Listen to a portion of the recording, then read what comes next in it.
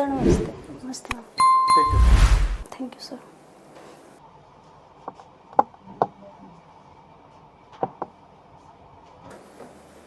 अपना इंट्रोडक्शन दीजिए आप। सर मेरा नाम आंचल चौहान है। मैं शामली के उत्तर प्रदेश के शामली जिले की निवासी हूँ। सर मैंने अपनी स्नातक शामली के ही गवर्नमेंट पीजी कॉलेज से किया है। उसके बाद मैंने अपनी स्नातक सांख्यिकी विज्ञान में चौधरी चरण सिंह यूनिवर्सिटी मेरठ के कैंपस से की।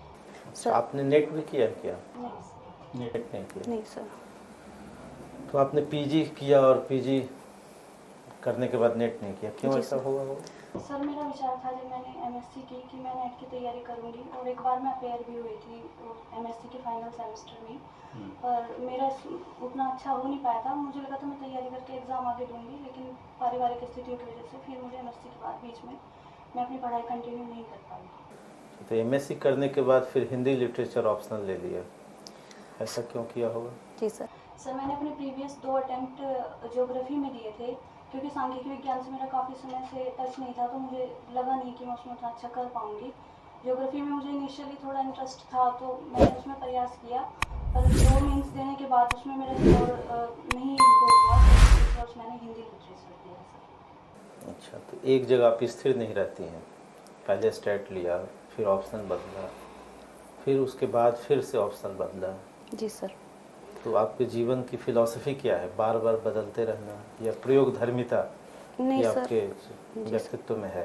सर प्रयोग धर्मिता नहीं कहेंगे, क्योंकि जब मैंने स्टार्टिंग में विकल्पों पे विचार किया था ज्योग्राफी, मुझे ऐसा लगा था कि मैं अच्छा कर लूँगी, लेकिन कुछ टाइम के बाद जब मैंने 2 बार अटेम्प्ट लगातार दिए और मेरा स्कोर इम्प्रूव नहीं हुआ, तो मुझे लगा कि मुझे अपने वैकल्पिक विषय पे पुनः विचार करना चाहिए, तो मैंने फिर इसलिए लिया। हिंदी लिटरेचर में एक प्रयोगवाद है। जी सर। और आप जानती होंगे कि उसके प्रवर्तक कौन है? जी सर। कौन है? आगे जी। प्रयोगवाद क्या है और उसकी विशेषता मैम को बताइए। मैम प्रयोगवाद में अज्ञे जी और उनके साथ में और भी जो कवि थे, उनकी वो किसी भी विचारधारा के पक्ष में नहीं थे। उससे पहले जो विचारधाराएं चल रही थी, तो जैसे मार्क्सवादी विचारधारा, इन सारी विचारधाराओं से वो बंधना नहीं चाहते थे, तो उनसे उन्होंने फिर नई प्रयोग करने की विचार से उन्होंने फिर प्रयोगवादी के नाम से एक युग चला, तो उसमें फिर उन्होंने अपने अलग अलग विचार दिए। उसमें तार सप्तक नाम का भी कोई चीज़ है, क्या है ये तार सप्तक? सर तार सप्तक 7 कवियों का समूह है, और इसमें अज्ञे जी भी हैं। कितनी बार प्रकाशन हुआ उसका? सर 2 बार हुआ है। या 4 बार हुआ? सर मुझे मेरी जानकारी। पहली बार जब हुआ प्रकाशन तो उसमें 2-3 कवियों का नाम बता सकते हैं? जी सर। बताइए। सर एक तो अज्ञे जी स्वयं थे, और एक नागार्जुन जी थे। नहीं जानना कोई बात नहीं, गलत नहीं बताइए। सॉरी सर, मैं अभी याद नहीं कर पा रही हूँ। अच्छा, तो मैम को ये बताइए कि हिंदी साहित्य पढ़ने से आपके व्यक्तित्व में क्या परिवर्तन हुआ? पहले स्टेट पढ़ा, अब हिंदी साहित्य पढ़ा, कुछ चेंज सा नज़र आया? जी सर। मैम मुझे थोड़ा चेंज ये लगा कि जैसे इससे पहले मैंने साइंस के ज़्यादातर विषय पढ़े थे, हिंदी साहित्य हमें समाज की विभिन्न विभिन्न विषमताओं के प्रति संवेदनशील बनाता है। ये विभिन्न धर्मों के प्रति हमें एक अलग नज़रिया देता है कि हमें अपनी विचारधाराओं के साथ साथ अन्य को भी सुनना समझना चाहिए, और कोशिश ये करनी चाहिए कि सभी के साथ सहमति से हम रह सकें। साहित्य शब्द क्या है?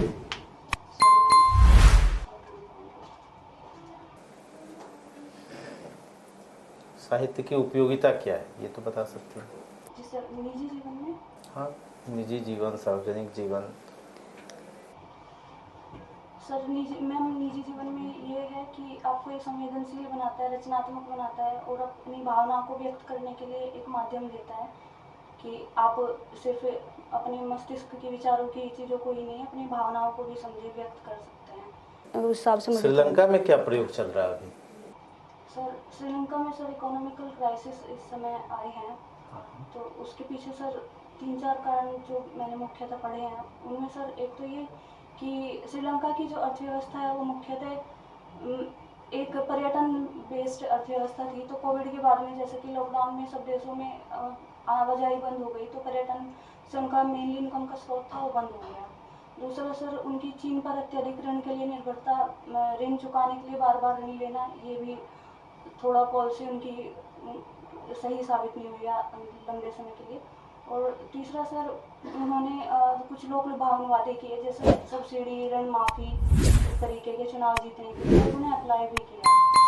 चौथा सर ये था कि वहाँ पे ये किया गया था कि जैविक कृषि को बहुत एकदम से जैविक कृषि को ला दिया गया था कि हम जैविक कृषि की तरफ जाएंगे, तो जिस वजह से वहाँ खाद्यान्न आपूर्ति का भारी संकट पैदा हुआ।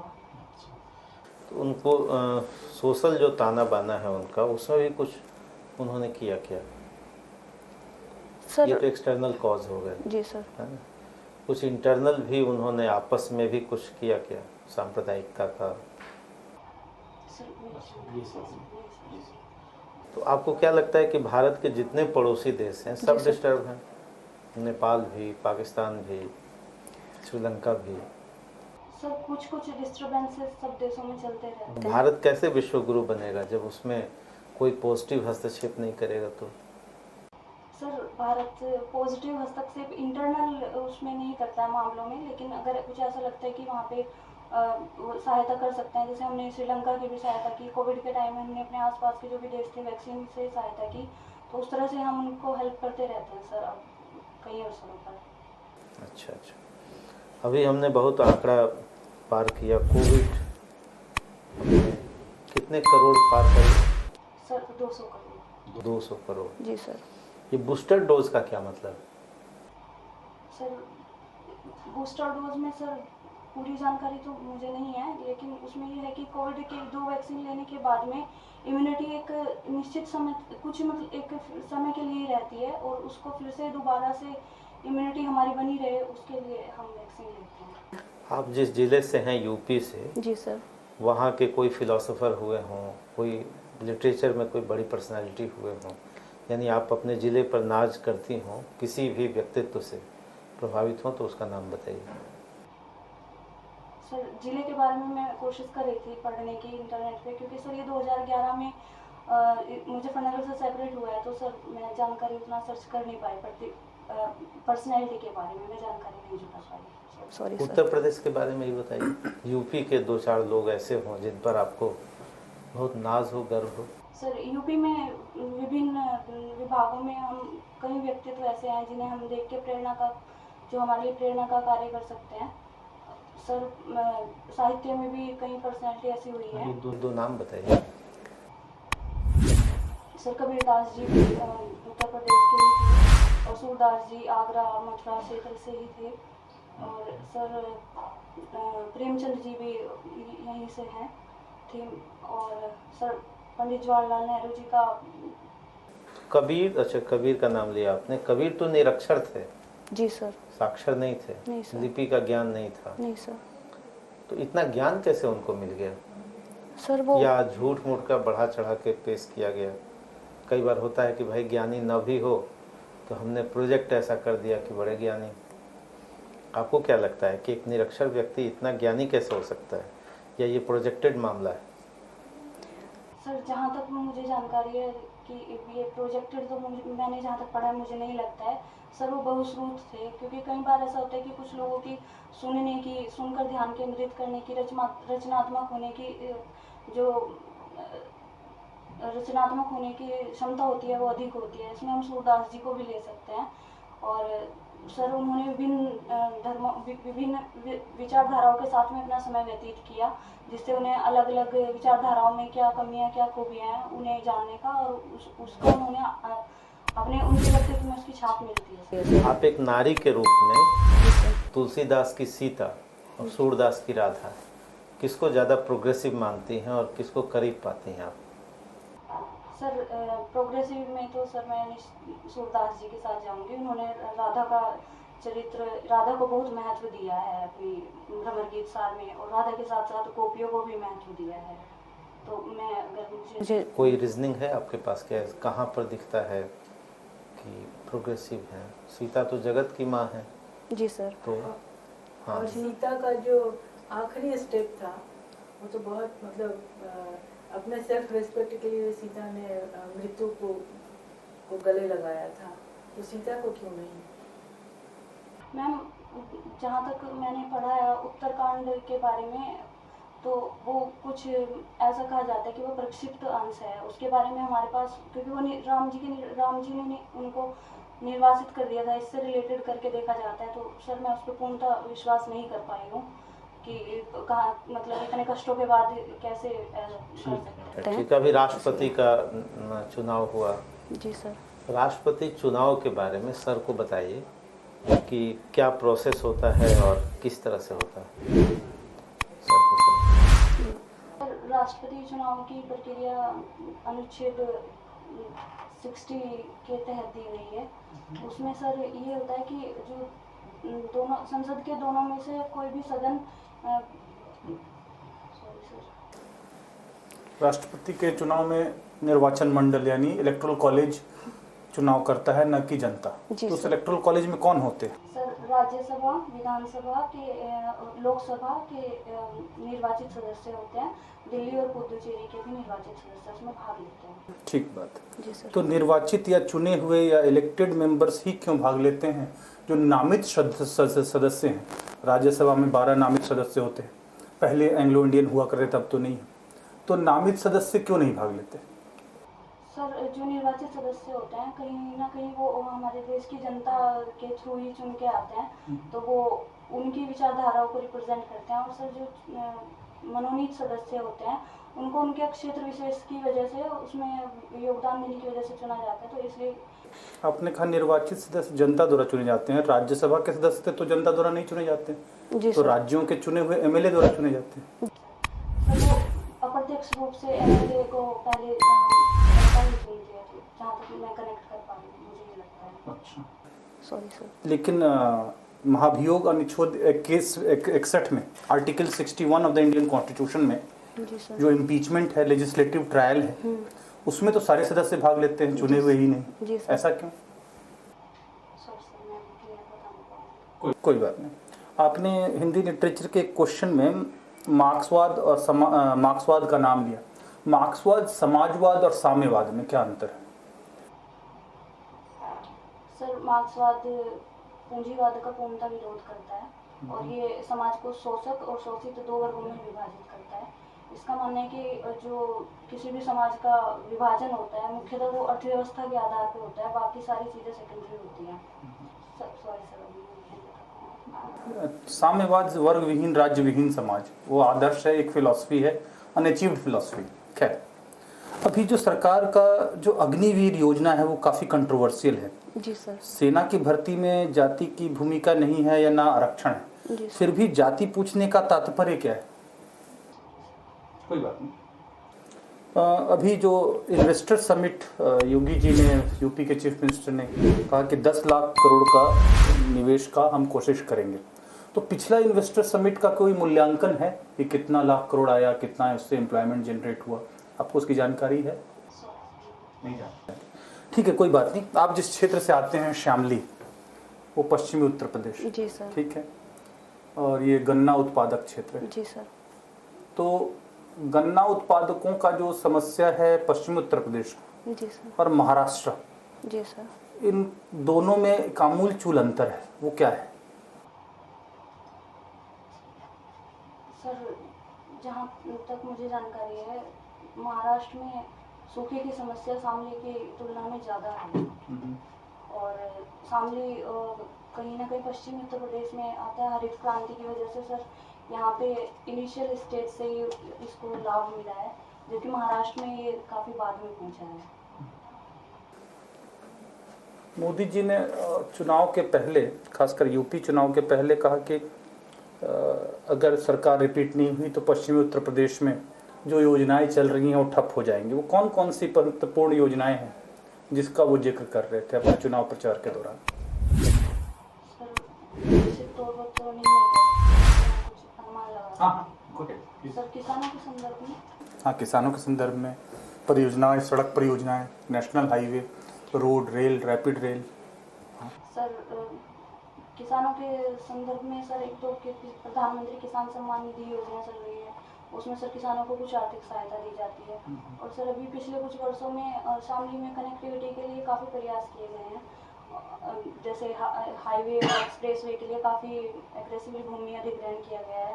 तो मुझे लगता है कि इन सारी, और पश्चिमी उत्तर प्रदेश में सर मेरठ से दिल्ली के लिए रैपिड ट्रेन, सेमी ट्रेन चलाई जा रही है। जहाँ तक मैं अनुमान कर पा रही हूँ उनकी सबके संदर्भ में कहना चाहती हूँ। एक्सप्रेसवे और हाईवे में क्या अंतर है? सर एक अंतर मुझे पता है। हाँ बताइए। सर हाईवे की तुलना में एक्सप्रेसवे से जो वाहन गुजरते हैं उनको उनकी जो भार वहन क्षमता होती है वो अधिक होती है। ठीक जी सर। और सर और मेनली हाईवे पे जो हाईवे से कनेक्ट होने के लिए ज़्यादा ऑप्शंस होते हैं हमारे पास, एक्सप्रेसवे में कम होते हैं। दुर्घटनाएं किस में कम होती हैं?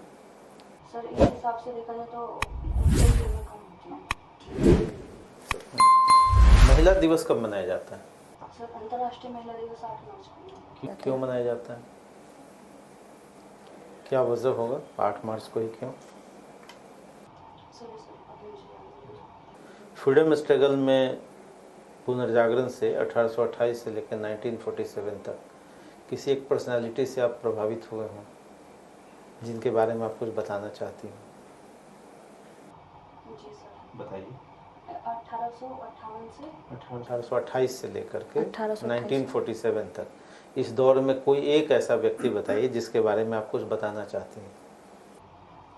सर मैं रानी लक्ष्मीबाई के बारे में रानी लक्ष्मीबाई के बारे में बताना चाहते हैं। रानी लक्ष्मीबाई पर हिंदी लिटरेचर में भी कुछ लिखा गया है। जी सर। किसने लिखा है और क्या लिखा है? सुभद्रा कुमारी चौहान ने लिखा है। क्या लिखा है? खूब लड़ी मर्दानी वो तो झांसी वाली रानी थी, बुंदेलो हरते लुको हमने सुनी कहानी थी। 1857 से जुड़ी हुई है। जी सर। 1857 में कुछ जो प्रोमिनेंट लोग हैं उसके अलावा कुछ किसान भी भागीदार थे जी सर। जिनका नाम इतिहास में नहीं मिलता जी या सर। कम मिलता जी है। सर। उसमें 2-4 लोगों का नाम आप बता सकते हैं?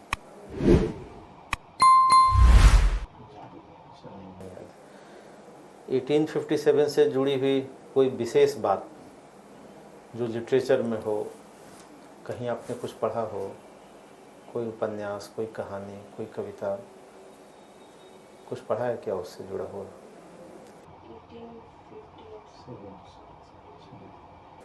1857 का कोई नेचर बता सकते हैं? उस क्रांति का नेचर क्या था? अच्छा कोई बात नहीं। अभी की किताब कॉपी पर जीएसटी लग गया, जी सर। कैसे देख रही हैं इसको आप? सही है कदम, गलत है? जीएसटी मेन स्रोत है सर कर संग्रहण का। तो सर अगर विभिन्न वस्तुओं को हम इसके दायरे में लाते हैं तो सर कहीं ना कहीं वो एक तरीके से सही कदम है। अच्छा फुल फॉर्म क्या है जीएसटी का? Goods and service tax. कोई गब्बर सिंह टैक्स भी लोग कहते हैं इसको, क्यों कहते हैं? ये किसने कहा ये नहीं पता नहीं आपको? सर। अच्छा नहीं पता, कोई बात नहीं। यूपी में जिले कितने हैं? 70। 75 जिले। अभी उपराष्ट्रपति का चुनाव होना है, जी सर। कौन कौन लोगों ने उस दौर में हैं? कौन कौन लोग? अब सत्ता पक्ष की ओर से तो जगदीप धनखड़ जी हैं राजस्थान से, और विपक्ष की तरफ से मार्गरेट अलवा जी हैं। इसमें से कोई एक व्यक्ति आईएएस भी रहे हैं, नौकरी हुई लेकिन उन्होंने ज्वाइन नहीं किया, कौन थे? अलवा जी या धनखड़ जी? गुड। मैम को राज्यसभा का एमपी बनना है, क्या क्या योग्यता चाहिए? आप बताइए कि मैम आप में ये योग्यता होगी तो आप राज्यसभा का एमपी बन सकते हैं। हम भारत का नागरिक होना चाहिए, 30 वर्ष की आयु पूर्ण कर लेनी चाहिए, और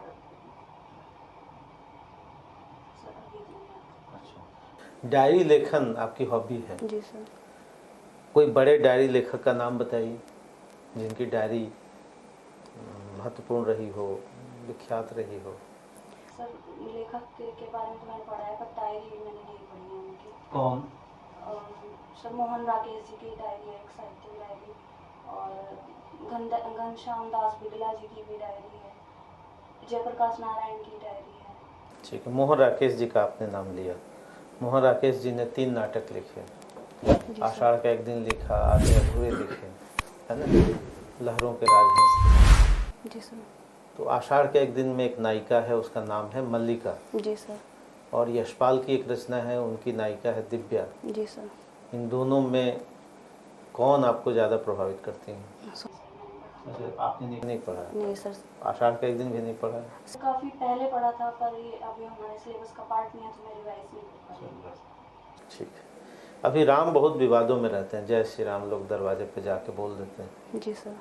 तो हनुमान चालीसा 2 लाइन बताइए, हनुमान चालीसा बहुत।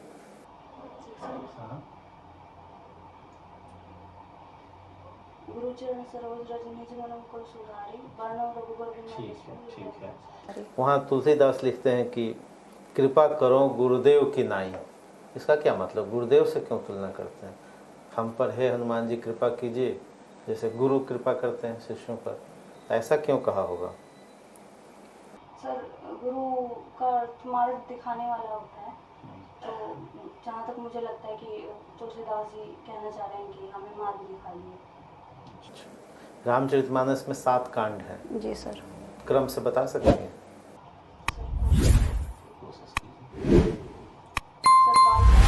किंदा कांड, सुंदर कांड, उत्तरकांड सर। अच्छा, बीच कोई के भूल बात गए। नहीं, कोई बात नहीं। ऋग्वेद का नाम सुना है? जी सर। कितने मंडल हैं? सॉरी सर, मुझे याद नहीं।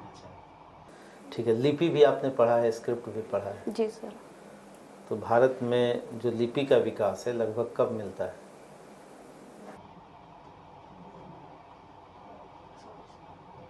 ठीक। आप अपने व्यक्तित्व, हाँ सर। एक जब रामायण और महाभारत की इतनी बात हो रही है, जी सर। तो ये बताइए कि पहले कालखंड में, ऐतिहासिक कालखंड में महाभारत आया, रामायण आया? सर, रामायण अगर रामायण आया पहले, जैसा कि हिंदू माइथोलॉजी कहती है जी सर। कि द्वापर जो है वो बाद में। उसके बाद में आया, लेकिन इतिहास तो कहता है कि सभ्यता का विकास पश्चिम से पूरब की ओर हुआ। हड़प्पन सिविलाइजेशन, फिर ऋग्वैदिक सिविलाइजेशन, फिर लेटर वैदिक काल में महाभारत और रामायण। तो अगर सभ्यता का विकास पश्चिम से पूरब की ओर हुआ, तो पहले कुरुक्षेत्र आएगा या पहले अयोध्या?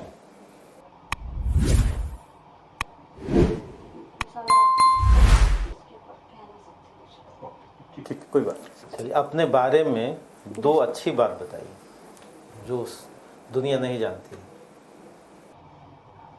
सर, एक तो ये कि मुझे लगता है कि मैं दृढ़ निश्चयी हूँ। अगर मैं किसी चीज़ के लिए निर्णय लेती हूँ तो तब मुझे ये अंदर से ना लगे कि हाँ बहुत गलत है, मैं उस पर सर टिकी रहती हूँ विपरीत परिस्थितियों में भी। दूसरा सर, मैं हार्ड वर्किंग हूँ। Good, thank you. Thank you sir. Thank you. बैठ जाइए। फॉर्मल इंटरव्यू खत्म हो गया। अब आप अपने साइड से कुछ पूछना चाहते हो तो पूछिए, बाकी हम लोग बताएंगे। जैसे ऋग्वेद में आपने 18 बोल दिया, मंडल 10 हैं वैसे। Sorry sir. हड़बड़ी जैसे कई बार होता है कि समय का आप टेक योर टाइम, गलत बोलने के बजाय थोड़ा सा समय ले लीजिए कि pardon sir, can I take some few seconds to think over, या कुछ देर में सोच के जवाब देना, या थोड़ा सा सोच के बजाय गलत बोलने के थोड़ा सा समय ले लीजिए। ठीक है।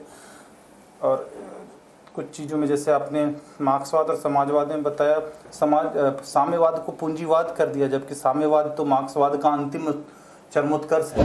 वर्ग विहीन, राज्य विहीन समाज, शोषण मुक्त समाज, सर। वो साम्यवादी समाज, कम्युनिज्म एक आदर्श है, एक फिलॉसफी है जो अभी तक किसी भी जगह पे भी अचीव नहीं हुआ है।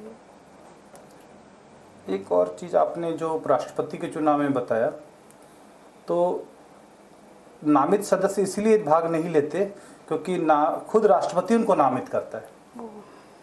ठीक है, इसीलिए वो भाग नहीं लेते। जी सर। और रिमूवल जो 61 इम्पीचमेंट है, चूंकि राष्ट्रपति संसद का अभिन्न अंग है, तो वो संसद तय करेगी कि राष्ट्रपति ने सच में संविधान का उल्लंघन किया है कि नहीं, जिसमें नामित और चुने हुए दोनों सदस्य हैं। तो ये सब फैक्चुअल चीज़ें हैं, कुछ उसको करेक्ट कर लीजिए। और इन्वेस्टर समिट, चूंकि यूपी पीसीएस आप दे रहे हैं, civil services, union civil services में स्टेट्स के कम क्वेश्चंस होते हैं, लेकिन पीसीएस में काफ़ी क्वेश्चंस स्टेट्स के होंगे। जैसे इन्वेस्टर समिट हैं, बुलडोजर का यूज़ है, कम्युनल हार्मनी को में है, फिर उसके अलावा माइनॉरिटीज़ का इशू है, यूएपीए है, आईटी एक्ट 66A का अभी भी प्रयोग है जो कि सुप्रीम कोर्ट ने श्रेया सिंगल केस में स्ट्रक डाउन कर दिया है। यूपी में ये सब मुद्दे काफ़ी ज़्यादा हैं। गाड़ी पलटना है, कौन Dubey from Vikas Dubey from Kanpur, gangster का मामला है। लॉ एंड ऑर्डर यूपी में हमेशा से एक बड़ा मुद्दा बना था, है और आगे भी रहेगा शायद। जी सर। तो यूपी से रिलेटेड थोड़ा ज़्यादा करेंगे। और आपको चूँकि वेस्टर्न यूपी के तो आपको पता होना चाहिए, जैसे दिल्ली सहारनपुर रोड है, देहरादून तक 2.5 घंटे तक पहुंचने के लिए गडकरी जी ने जो वायदा किया हुआ है। फिर इन्वेस्टर समिट में इन्वेस्टमेंट का वायदा है। गन्ना के किसानों के भुगतान का समस्या है। जो ग्रीन रिवोल्यूशन की जो कमियां हैं, अब वेस्टर्न उत्तर प्रदेश उसके समस्याओं से जूझ रहा है, जैसे excessive use of chemical fertilizers, receding water table, ये सब चीज़ें आपको बता सर। मैम आप कुछ सजेस्ट जैसे साहित्य सॉरी, मैं इसके बारे में कोई बात नहीं है पढ़ने के लिए, लेकिन मुझे टाइम नहीं मिला। मुझे लगा था ये क्वेश्चन बन सकता है और वाजिब है। हाँ, साहित्य का मतलब होता है सबका ही। अच्छा। और साहित्य में हम क्या पढ़ते हैं? हम जीवन जीना सीखते जी हैं। मैम। लिटरेचर चाहे कोई भी हो, हिंदी का हो, इंग्लिश का हो, संस्कृत का हो, उसमें हम खाली जीवन को जीना कैसे है, समाज में रहना कैसे है, परिवार में रहना कैसे है, क्या क्या समस्याएं हैं और होती हैं और उनका समाधान क्या है। साहित्य में हमें यही मिलता है, चाहे रामायण हो चाहे महाभारत हो। तो ये छोटी छोटी चीजें हैं, कोई बहुत बड़ा नहीं। मैं सोच रही थी पढ़ने का, बस मेरे दिमाग से निकल गया। मुझे लगा कि और जैसे आपने ये भी बताया कि माइथोलॉजी में तो ये है कि पहले सतयुग है, फिर त्रेता है, फिर द्वापर है, फिर कलयुग है। ये हिंदू माइथोलॉजी के अनुसार है। लेकिन ऐतिहासिक पृष्ठभूमि में देखें तो पहले महाभारत है 950 BC और उसके बाद रामायण है 800 BC। क्योंकि सभ्यता का विकास पश्चिम से पूरब हुआ है, तो पहले कुरुक्षेत्र है, बाद में अयोध्या है। तो माइथोलॉजी में और एक्चुअल हिस्टोरिकल फैक्ट में फर्क है थोड़ा। वैसे ठीक है, आप संतुलित हैं और बहुत सारे प्रश्न किए गए आपसे, लेकिन आप नर्वस नहीं हुए। हाँ, ये चीज़ ठीक, ये अच्छी बात है, बढ़िया संतुलित नो बात है डाउट कि भाई घबराहट उतनी नहीं है। दूसरा ये है कि सर ने ठीक कहा कि थोड़ा सा समय ले करके, नहीं जानने पर सॉरी कहना तो ये कह सकती हैं, लेकिन गलत उत्तर देने से जी सर। हाँ, तो ये है। बाकी थोड़ा करंट देख जाइए, यूपी और लिटरेचर की थोड़ी जानकारी, क्योंकि उत्तर प्रदेश से कई सारे रचनाकार हैं। जी सर। वहाँ से हैं तो लोग पूछेंगे, और हिंदी लिटरेचर है भी आपका। और दूसरा ये है कि कुछ और मॉक दीजिए, जी सर, है ना। सर तो यहाँ इससे क्या, हाँ दे सकते, एरियाज थोड़ा सा डिफाइन हो जाएगा, तो आपको आसानी होगी अपना प्रिपरेशन करने में। जी सर। यानी जो कई तरह के सवाल बनते हैं और आप स्वयं अपने बारे में जो जानती हैं, ये सब मिल करके पूरा हो जाता है। जी और सर। आप बहुत आश्चर्यजनक है कि जो यहाँ आपने तैयारी की है वैसे ही प्रश्न वहाँ भी होते हैं। अच्छा। है ना, क्योंकि 6 आंखें अपने अनुभव से आपको देख रही हैं, और जो आप जो एरियाज पूछे गए वो कई बार रिपीट हो जाते हैं वैसे ही सवाल, तो करना है। और गुड लक आपको, है ना। बढ़िया संतुलित हैं तो सफलता के करीब हैं आप, है ना।